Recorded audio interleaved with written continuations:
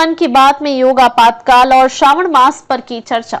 रविवार को प्रधानमंत्री नरेंद्र मोदी ने अपने मासिक रेडियो कार्यक्रम मन की बात के 123वें संस्करण में योग आपातकाल और श्रावण मास जैसे महत्वपूर्ण विषयों पर चर्चा की।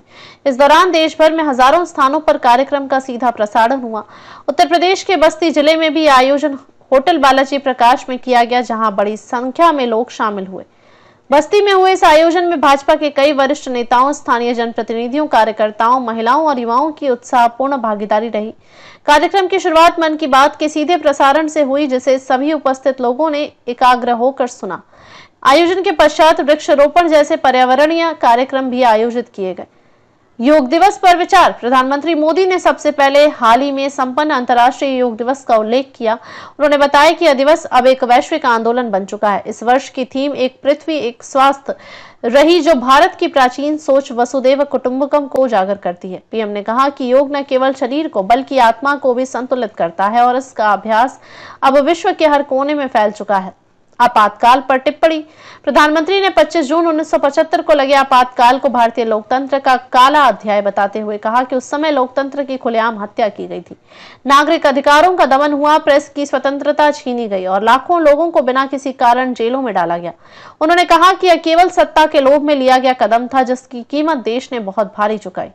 श्रावण मास और धार्मिक आस्था। प्रधानमंत्री मोदी ने आगामी श्रावण मास और उससे जुड़ी आध्यात्मिक यात्राओं पर भी चर्चा की। उन्होंने बताया कि लंबे समय के बाद कैलाश मानसरोवर यात्रा का फिर से शुभारंभ हुआ है। साथ ही 3 जुलाई से अमरनाथ यात्रा भी आरंभ हो रही है। पीएम ने कहा कि जब कोई श्रद्धालु यात्रा पर निकलता है तो उसके मन में सबसे पहला भाव यही होता है, चलो बुलावा आया है। यही हमारी धार्मिक यात्राओं की आत्मा है। स्थानीय सहभागिता और आयोजन।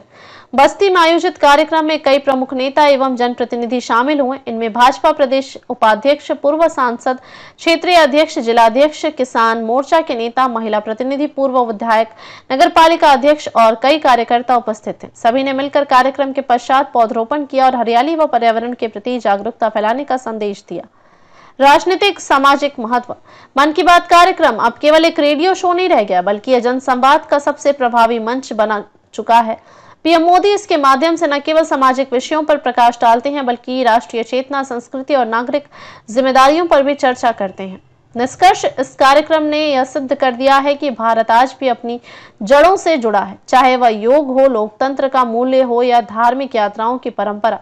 साथ ही यह भी स्पष्ट हुआ कि केंद्र सरकार जनसंवाद और परंपराओं को लेकर कितनी सजग और सक्रिय है। बस्ती जैसे छोटे शहरों में इस प्रकार के आयोजन ने न केवल प्रेरणा देता है, बल्कि लोगों को नीति निर्माण से जोड़ने में भी अहम भूमिका निभाते हैं। पीएम की बातों से यह संदेश साफ था, भारत की आत्मा, इसकी संस्कृति, योग, लोकतंत्र और लोक भावनाओं में बसती है। अगर आपने मन की बात नहीं सुनी तो आप उसका रिकॉर्डेड संस्करण सुन सकते हैं। आप भी अपने समुदाय में इस तरह के जागरूकता कार्यक्रम आयोजित कर सकते हैं और राष्ट्र निर्माण में अपनी भूमिका निभा सकते हैं।